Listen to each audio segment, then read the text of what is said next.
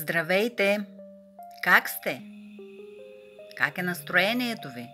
Добре ли сте? Днес ще готвя яхния от зелен боб. По-точно жълт боб, но много вкусен.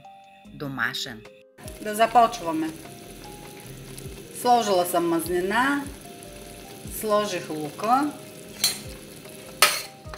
Не да се запърже, просто да мине през мазнината. Добавям доматено пюре.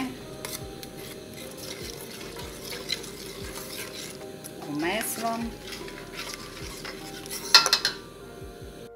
Да се откъсна и от градинката зелен магданоз пресен.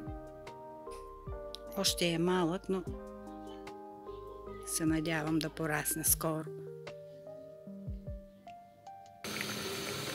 Добавяме боба, който е бланширан и беше замразен. Също е от моята градинка, защото няма по всяко време боб, не се намира. Слагам още чесънче. Боба носи на чесън.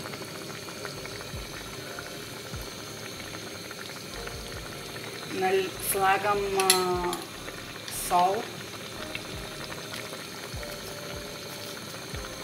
на вкус. Слагам чер пипер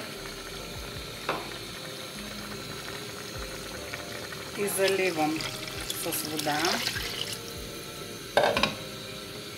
След малко, когато заври, ще добавя картофи.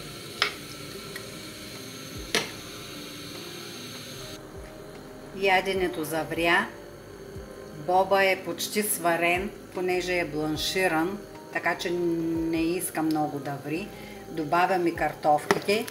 Когато се сварят картофките, и яденето е готово. Нашето ястие е готово. Сварено. Добавям магданоза. Пресничкият и сервирам.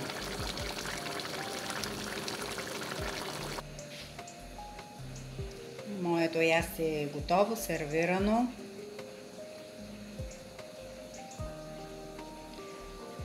Пожелавам добър апетит. Гответе с любов, приятели.